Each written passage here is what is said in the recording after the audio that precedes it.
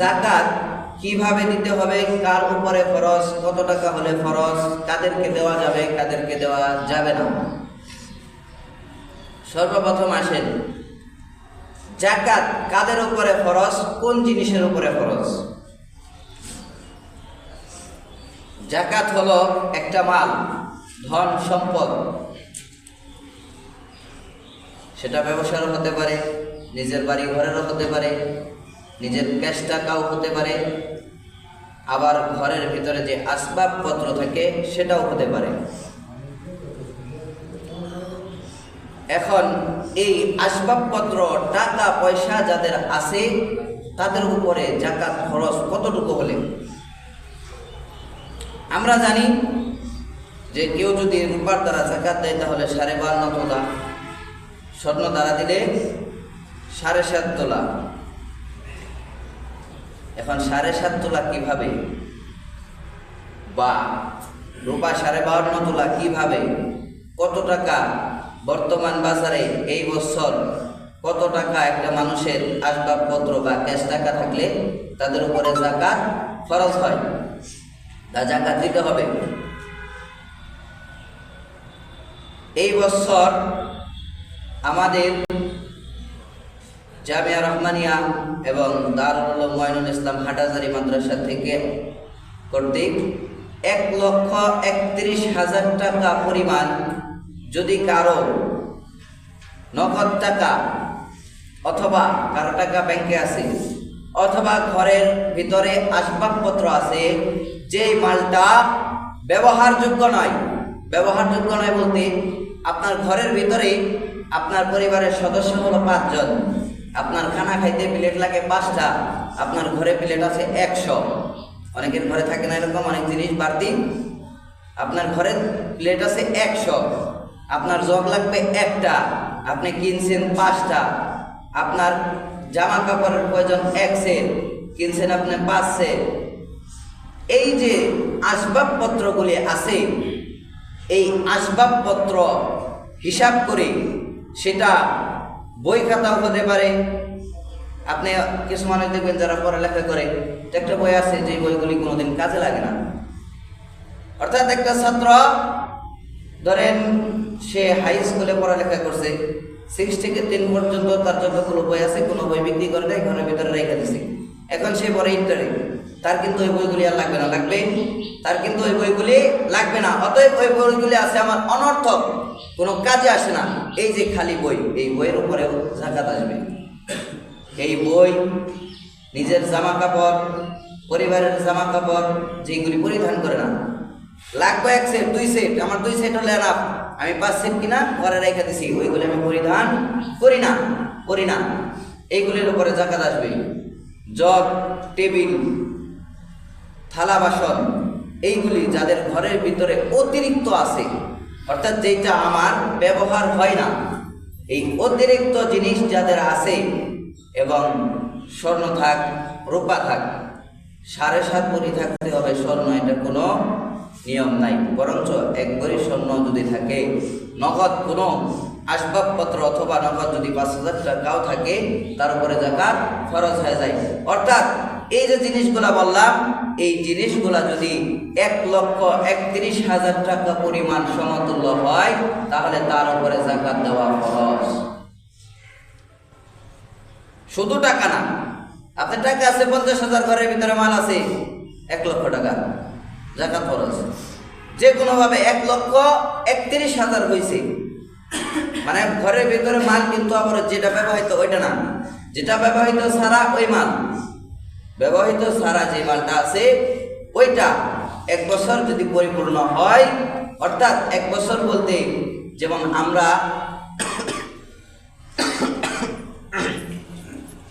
ইংরেজিতে ধরি 12 মাস 365 দিনে 1 বছর, কিন্তু 365 দিন না, হিজরি সাল অনুযায়ী, অর্থাৎ আরবি মাস অনুযায়ী যেই বান্দাটার মালের পরিমাণ 1 বছর হবে সময়, তার উপরে যাকাত দেওয়া ফরজ। যাদের 1 বছর হয়নি তাদের ফরজ হবে না, যাদের 1 বছর হয়েছে তাদের উপরে ফরজ হবে। এখন ব্যবসার ক্ষেত্রেও আপনার ঘরে মাল আছে, অথবা আপনি জায়গার ব্যবসা করেন, গাড়ির ব্যবসা করেন, এইগুলির ক্ষেত্রেও জাকাত আসবে। আপনি জায়গার ব্যবসা করেন, জায়গা কিনে রেখে দিয়েছেন যে দাম বাড়বে এরপরে আমি বিক্রি করব। আপনি ব্যবসার জন্য রাখছেন, মানে আপনার উপরে জাকাত খরচ হয়েছে।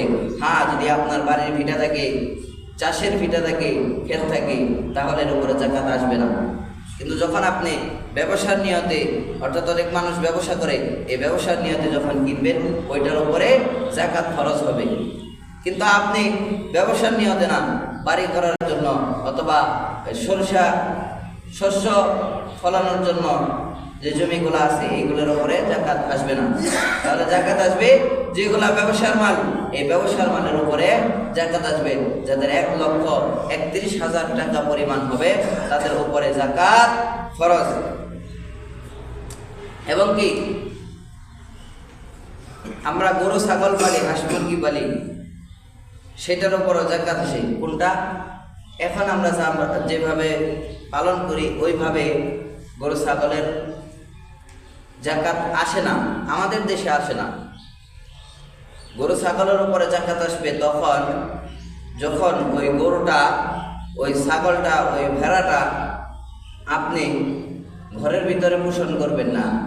পশুটাকে রাত্রেবেলা ঘরে রাখবেন, সকালবেলা আপনি ছেড়ে দিবেন, সারাদিন যা পাবে তাই খাবে।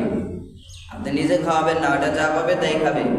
যখন এরকম হবে ওই ক্ষেত্রে ওই পশুর উপরে জাকাত আসবে। যাই হোক, ওটা আমাদের এইদিকে নাই, সেহেতু ওটার বিষয় বাদ, যেটা আছে সেটার বিষয় বলি। এখন আপনার উপরে জাকাত খরচ হয়েছে, কারণ সেটা আপনার হোক, আপনার ছেলে হোক, মেয়ে হোক, স্ত্রী হোক, অর্থাৎ জাকাত খরচ হবে যেই বান্দাটা বালেগা, জ্ঞান সম্পন্ন, পাগলের উপরে জাকাত খরচ হবে না। কোন একটা মানুষ অচেতন, পাগল, তার উপরে জাকাত খরচ হবে না। আবার নাবালেগ, সে বুঝেই না, তার বোঝার সক্ষমতা আল্লাহ তাআলা এখনো দেয় নাই, কিন্তু সে মালিক, তার উপরেও জাকাত আসবে না যতক্ষণ পর্যন্ত বালেগ না হবে। যখন বালেগ হবে তখন তার উপরেও জাকাত খরচ হয়ে যাবে। এখন জাকাত খরচ হলো, অনেক মহিলাদের উপরে জাকাত খরচ হয় কিন্তু তারা আদায় করে না। অনেক ফ্যামিলিতে 10 জন লোক থাকে, 10 জনের উপরে অথবা 5 জনের উপরে জাকাত খরচ। ফ্যামিলি মনে করে যে একজন জাকাত দিয়ে দিলে মনে হয় হয়ে যাবে। না, আপনার উপরে খরচ, এটা আপনাকেই দিতে হবে। আপনার স্ত্রীর উপরে খরচ আপনার স্ত্রীকেই দিতে হবে। আপনার ছেলের উপরে খরচ ছেলেকেই দিতে হবে। মেয়ের উপরে খরচ মেয়েরকেই দিতে হবে। যার যেটা খরচ তাকেই দিতে হবে। ফ্যামিলিতে 10 জন লোক আছে, যদি 10 জনের উপরে জাকাত খরচ হয় 10 জনেরই দিতে হবে। বিশেষ করে বর্তমান জমানায় পুরুষ মানুষের চেয়ে মহিলাদের উপরে জাকাত খরচ হয় বেশি। কারণ বর্তমান বাজারে স্বর্ণের মূল্য 2,30,000 বা 2,4-5,000 এদিক সেদিক হতে পারে। এ সপ্তাহে 2,30,000 টাকা অনুযায়ী জাকাত ফিতরার হিসাব করা হয়েছে। 2,30,000 ধরেন, 2,30,000 টাকা যদি কোনো মহিলার 1 ভরি স্বর্ণ থাকে অথবা অর্ধেক ভরি থাকে, অর্ধেক ভরির দাম আসে 1,15,000 টাকা। 1,15,000 টাকা আছে। বিশেষ করে দেখবেন মহিলাদের জামা কাপড়ও বেশি থাকে পুরুষের তুলনায়। পুরুষের যদি 1 সেট থাকে, মহিলার থেকে 5 সেট। কারণ কি? কিনছে, ভালো লাগছে কিনছে, কিন্তু কোনো পরিধান করে না, ওটা পরে না, আলমারিতে সুন্দর করে রেখে দিছে, ওইটার উপরে জাকাত আসবে। অর্ধেক করে স্বর্ণ যদি থাকে আর তার কাছে যদি ওই আসবাবপত্র মিলেয়া, যেটা মহিলা মালিক, ওইটা মিলেও যদি 1,31,000 টাকা পরিমাণ হয়, তার উপরে জাকাত খরচ হয়ে যাবে। ওইটা ওই জাকাত তার আদায় করতে হবে। এখন জাকাত খরচ হলো, জাকাত কিভাবে দেবে, কত টাকা দেবে, কত টাকা জাকাত দিতে হবে।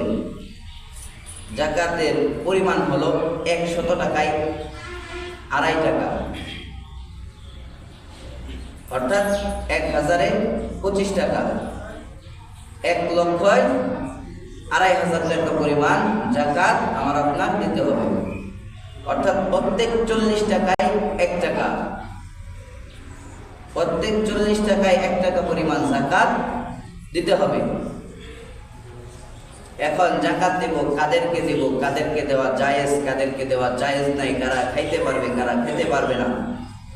সর্বপ্রথম জাকাত যাদেরকে দিবেন সেটা হলো, যদি আপনার উপরে জাকাত ফরজ হয়েছে, আপনার আত্মীয় স্বজনের মধ্যে কেউ যদি নিরীহ থাকে, সবচেয়ে সর্বোত্তম হলো সর্বপ্রথম যদি কেউ আত্মীয় স্বজনের মধ্যে নিরীহ থাকে, ওই আত্মীয় স্বজনকে জাকাত দেওয়া সবচেয়ে সর্বোত্তম। এটা হলো সর্বপ্রথম উত্তম, যদি কারো আত্মীয় স্বজনের মধ্যে জাকাত খাওয়ার মতো লোক থাকে। এখন জাকাত কাদেরকে দেওয়া যাবে, কাদেরকে দেওয়া যাবে না, অথবা আরেকটা জিনিস রয়ে গেছে, সেটা হলো, এই প্রশ্নটা বেশিরভাগ মানুষেরই, সেটা হলো, একটা মানুষ সে মানুষের কাছে টাকা পাবে 50,000, বা ধরেন 10 লক্ষ টাকা একজনের কাছে পাবে, সে ঋণ আছে 10 লক্ষ টাকা, অনেকে থাকে না এরকম, 10 লক্ষ টাকা মানুষের কাছে পাবে, 10 লক্ষ টাকা ঋণ আছে। এখন এইটা, অথবা সে মানুষের কাছে পাবে 10 লক্ষ, ঋণ আছে 8 লক্ষ টাকা, সে টাকাটা পাবে শিওর আছে, 100% গ্যারান্টি আছে, সে টাকাটা পাবে, মেরে খাবে না। এমন অবস্থায় যদি আপনার ঋণ পরিশোধ করে যদি জাকাতের পরিমাণ হয় 1,31,000 টাকা পরিমাণ যদি হয়, সম্পদ, টাকা, আসবাবপত্র সব মিলায় যদি হয়, সেই ক্ষেত্রেও আপনি ঋণ আছেন তাতে সমস্যা নাই, কিন্তু জাকাত পরিমাণ সম্পদ হয়েছে, আপনি ঋণ আছেন একজনের কাছে, পাবেন আরেকজনের কাছে, ঋণ পরিশোধ করার পরেও যদি 1,31,000 পরিমাণ হয়, সেই ক্ষেত্রেও আপনাকে জাকাত আদায় করতে হবে। ঋণ আছেন তাতে সমস্যা নাই, একজনের কাছে, একজন আপনার কাছে পাবে, আপনি একজনের কাছে পাবেন, গড়ায় মিলে যাকে আপনি দিয়ে দিবেন, তারপরে তো আপনি মালিক। আপনার কাছে একজন পাবে, আপনি যার কাছে পাবেন তার কাছ থেকে নিয়ে যে আপনার কাছে পাবে আপনি তাকে দিয়ে দিলেন, এরপরে 1,31,000 টাকা পরিমাণ সম্পদ, টাকা পয়সা অথবা আসবাবপত্র যে কোনো জিনিস আছে, সেই ক্ষেত্রে জাকাত দিতে হবে।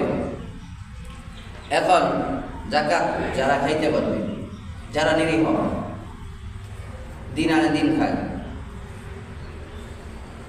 অথবা যাদের জাকাত দেওয়ার মতো সম্পদ নাই, অর্থাৎ 1,31,000 টাকা পরিমাণ সম্পদ যাদের নাই, নিরীহ, অথবা যারা ঋণের মধ্যে জর্জরিত, তাদেরকে জাকাত দেওয়া বৈধ। এসো কোরআনের আঙিনা, এসো শান্তির মোহনা, এসো কোরআনের